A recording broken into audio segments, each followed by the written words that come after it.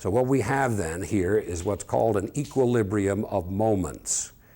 The body weight tends to bend it back that way, tending to cause a moment or turning force clockwise in this instance, while these muscles contracting around that center of rotation produce a moment or turning force in a counterclockwise direction. In the normal horse, the normal situation, the amount of this is equal to the amount of this and the leg stays straight. As the horse tires, begins to fatigue towards the end of a race, particularly sprint races, which are more tiring for a horse than distance races, these muscles fatigue. The load coming on remains the same. So this moment exerted by body weight is still there. It hasn't changed. But this moment is decreasing because of fatigue of the muscles. Therefore, back on the knee, therefore carpal arthrosis. As I say, one of the commonest and most disabling lamenesses of thoroughbred racing horses.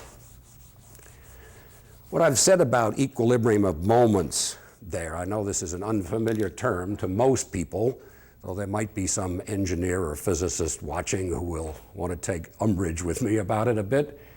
But we look at any joint. It doesn't make any difference what joint it is. If the load is coming on, this is the body weight coming on the leg, that working around that distance, say the center is right there, causing, in this instance, a counterclockwise moment, tending to fold this joint up. When you see that, you know there must be an equal and opposite moment on the other side of the leg. So you go to the other side of the leg and you look, and there indeed are the muscles and the tendons which are there for that specific purpose of neutralizing this body weight moment by a resisting moment.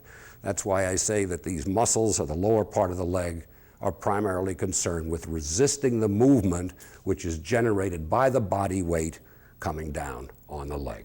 Another thing which does happen here at the carpus is a fracture of this accessory carpal bone.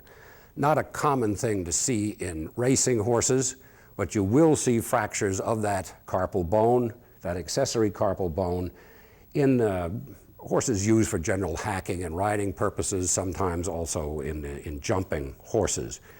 That again is due to a fatigue. There's two muscles I mentioned, the flexor carpi ulnaris, the ulnaris lateralis, which insert or attach on that bone. As long as they're both working synchronously together and not fatigued, the bone is safe. If one of those muscles contracts earlier or later than the other, or because of fatigue or for any other reason, then that bone will be broken.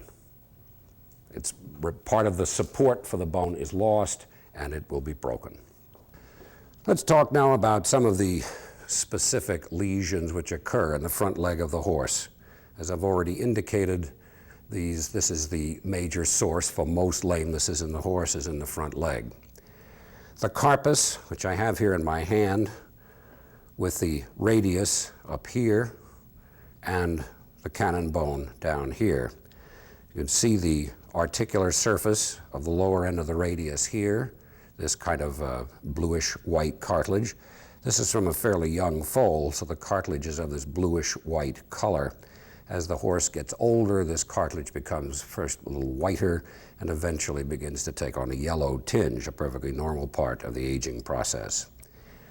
The site of lesions in the carpus for the over on the knee type of conformation, the lesion tends to occur right in this area here at the distal end of the radius, and is a little area of denudation, ripping away of the cartilage, leaving what in effect is an ulceration in the cartilage.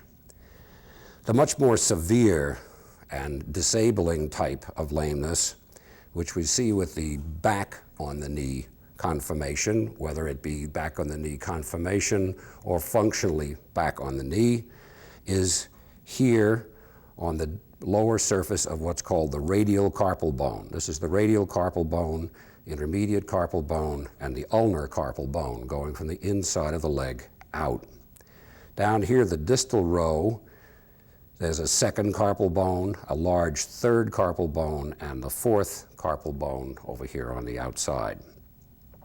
This most severe lesion occurs here on this surface of the radial carpal bone and the corresponding surface of the third carpal bone. If I could just take the knife and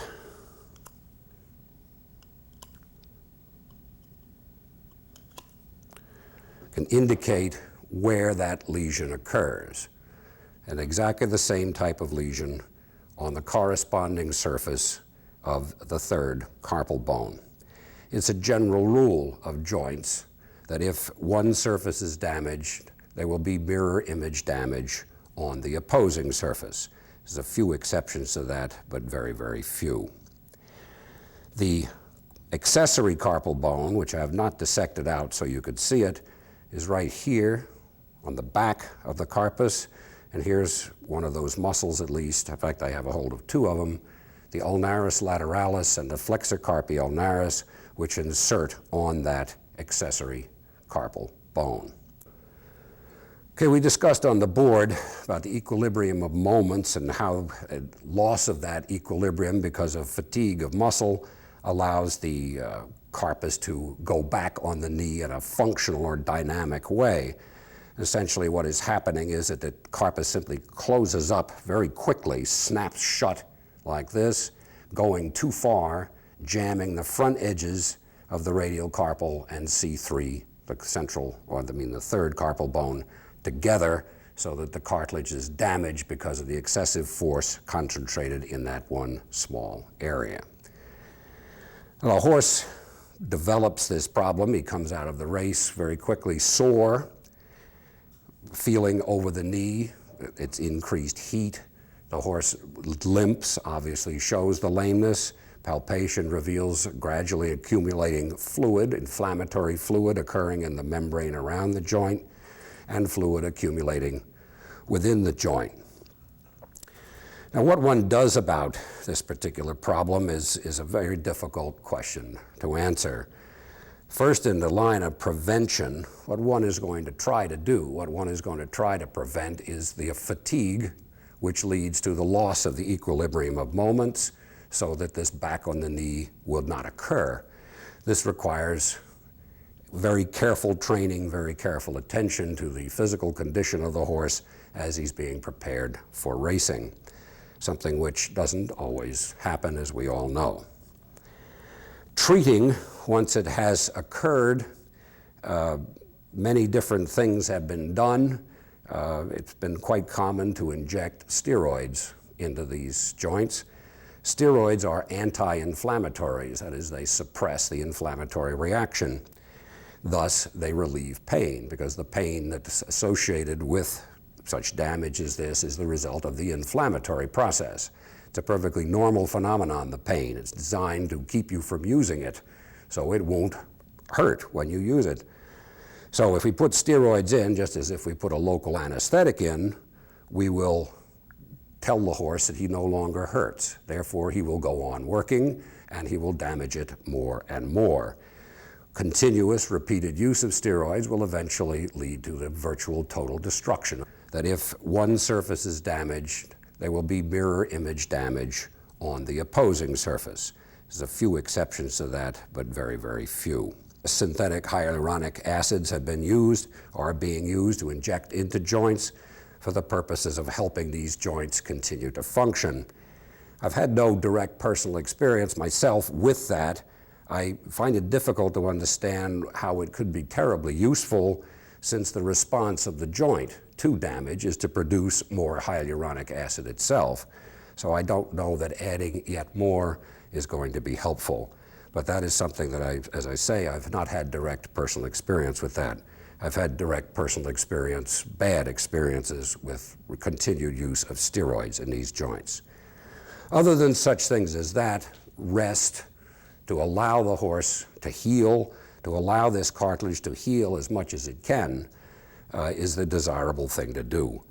The cartilage never will completely repair itself and go back to normal. What it can do is to put fibrous tissue, scar tissue, in that area, and that scar tissue will eventually become a type of cartilage which will help to protect the joint.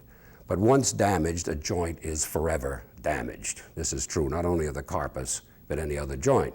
Once it's damaged, it's always going to be damaged, and it's a matter of learning to live with it once that has occurred. Something which I didn't mention, but should of course be mentioned, is the question of so-called knee chips, or calcium on the knee. Actually, it's not calcium, and then most of the time aren't really chips. It's bone that is forming right here on the edges of this damaged bone. This is the radial carpal again, and the third carpal here.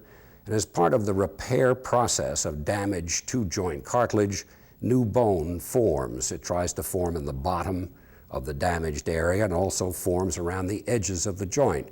These appear on radiographs as deposits of its so-called calcium. It's actually new bone. They're called osteophytes. Occasionally, one of those osteophytes, or maybe even a piece of C3, might be chipped off or broken off once the cartilage has been damaged. Once the cartilage is damaged, part of its defense mechanism, its energy absorbing capacity, has been lost, and then even normal loading can cause what's called a pathologic fracture, which would appear usually as a slab or partial slab fracture of this third carpal bone. But knee chips are really just part of the whole pattern or picture of carpal arthrosis. They are part of the repair process once this damage has been done to the articular cartilage. Okay, we go on down the leg now, or we'll start on down the leg. We must talk now about two very important muscles in the front leg. They're present in the rear leg as well, but they are of more clinical or lameness importance in the foreleg. And that is the superficial and deep flexor muscles and their tendons. The deep flexor lies right here on the back of the radius, runs down behind the carpus, all the way down to insert down here behind the coffin bone, on the back of the coffin bone, passing over the navicular bone, which is present down here, which is in another sesamoid bone. In addition to this muscle belly up here and the tendon running all the way down here, there is a second tendon, which is called a check ligament. The check ligament of the deep flexor tendon, which comes from the back of the carpus. I don't know if I can really do it with this. Comes from the back of the carpus to join this deep flexor tendon. We'll see that on a specimen later on. The superficial flexor tendon, superficial flexor muscle, and it is largely a tendon all the way. It has very little muscle fiber left to it. It's primarily acting as a ligamentous strap, runs all the way down in the same pathway as the deep flexor, except it ends here just behind the pastern joint rather than going all the way down to the coffin bone. A third important muscle, though you won't think I know what I'm talking about, is the so-called suspensory ligament. It actually is a muscle. It's called the interosseous medius muscle, and it still does have a little bit of muscle tissue left in it. It comes from the back of the carpus and runs down to attach to these proximal sesamoid bones and to be continued by ligaments on down to the long pastern bone like that, applied right to the back of the cannon bone.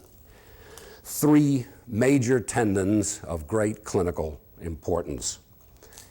As you'll see on the specimen later on, both the superficial flexor tendon and the deep flexor tendon, as I've already mentioned, have check ligaments.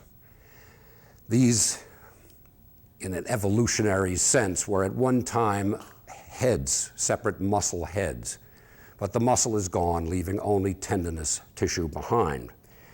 The result of that, and let me draw that for you, get this point across. It's somewhat of a startling point Let's just take the superficial flexor. There's the elbow. So we have the superficial flexor muscle, such as it is, the tendon running all the way down to hook here around the pastern joint. The superior check ligament, or the check ligament of the superficial flexor, runs from the lower end of the radius over to join that tendon at this point. The deep flexor, the muscle belly up here, the tendon running all the way down to insert on the coffin bone, with its check ligament coming from the carpus and joining it here in about the mid-cannon region. It is true that one can cut all the muscles across above the carpus so that there is no muscular attachments whatsoever to the lower part of this leg, and the leg will continue to operate in an almost normal fashion. That's a little startling. This whole system on the front leg, from just above the carpus on down, is a completely automatic mechanical system requiring no muscular input to it whatsoever. That is, of course, because when we cut this off here, the tension now is through that check ligament, like so, and through this check ligament, like so. And the muscles are no longer attached. So what are the muscles there for? Why even have them if they're not really necessary? There is a difference. I said almost normal walking and movement after they're cut. The movement is not quite normal. It's a little jerky. It's not smooth. Goes through all the motions, bears weight, trots, no problem. But it's jerky and uneven looking. So the function of the muscle is to smooth out that movement so it's not jerky, so it's nice and even.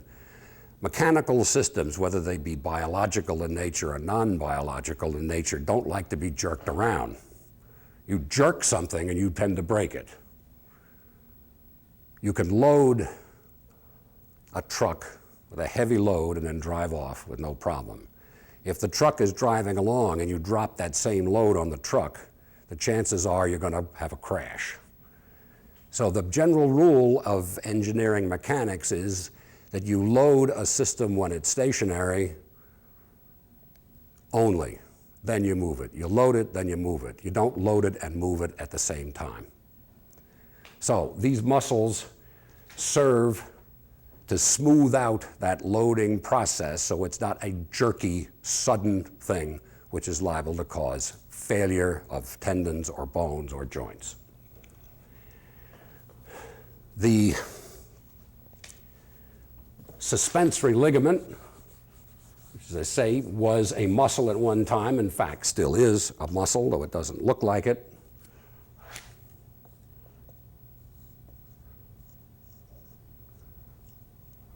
Comes from the back of the carpus and the upper end of the cannon bone, hooks onto the sesamoid bones, and is continued by ligaments down here. Obviously, all three of these are serving the function of generating a moment to stop the fetlock joint from closing up. The load tends to close the fetlock joint. These, the interosseous, the suspensory, the superficial, and the deep flexor all generate a moment in the opposite direction in order to try to prevent this fetlock joint from moving. Now, obviously, the fetlock joint does move.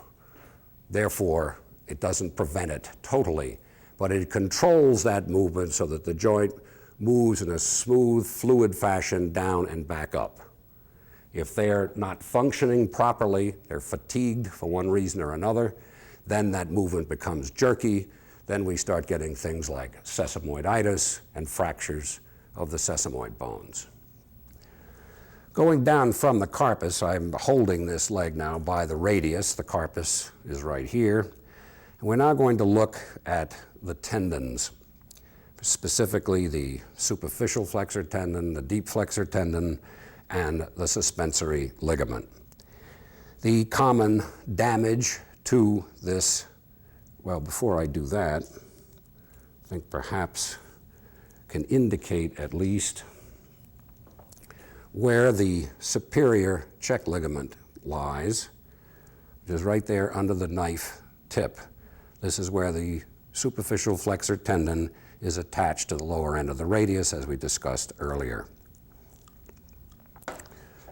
The superficial flexor tendon, when it is bowed, actually it is torn, and it's torn here in its middle third. This is the superficial flexor tendon here, running on down to the fetlock, and the damage occurs right in this area.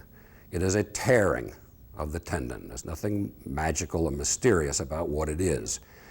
A lot of people had lots of very funny ideas about what a bowed tendon was, but as soon as one goes to the post-mortem room, it becomes quite apparent what they are. The tendon is torn. This occurs in a wide variety of horses, used for a wide variety of purposes. It's associated, though we can't really get the whole story out, I don't think, about how it probably occurs, but it's associated with horses that are not trained sufficiently. They tire, therefore certain jerking and snapping things occur, which we'll try to demonstrate with this tendon so that it is torn. We tend to see more bowed tendons in racehorses, for example, during the early part of their racing careers. Many of them will bow during the first 2 or 3 races that they have. That is, they have not been really trained sufficiently before they get into the race. Missteps, the foot not landing on the ground quite correctly or the ground breaking away, can also be a factor in the tearing of these tendons. Now I'll come back to more about the cause of this and what one does about it after we've looked at some of these other tendons in this area. The next tendon down is the deep flexor. It's one right on my thumb now. The deep flexor tendon, which runs all the way down to insert on the back of the pedal bone, as we've already talked about. Joining that, you see this tendon, I'm running out of fingers, right here, this band, which is joining the deep flexor, forming a Y there, is the inferior check ligament, which attaches to the back of the carpus and joins the deep flexor tendon, so that, as we've discussed before, if we cut loose all the muscles above the carpus, these tendons, both superficial and deep, would still continue to operate off their check ligaments. Damage to the deep flexor tendon is almost entirely restricted to damage to this inferior check ligament. And this occurs primarily in horses that pull loads behind them, whether they be pulling light loads fast, like standardbreds, or whether they be pulling heavy loads. The reason for it, and I'll see if I can demonstrate at least a little bit how it happens, when the foot first comes on the ground, the carpus is somewhat flexed, like this, somewhat bent. It's not straight.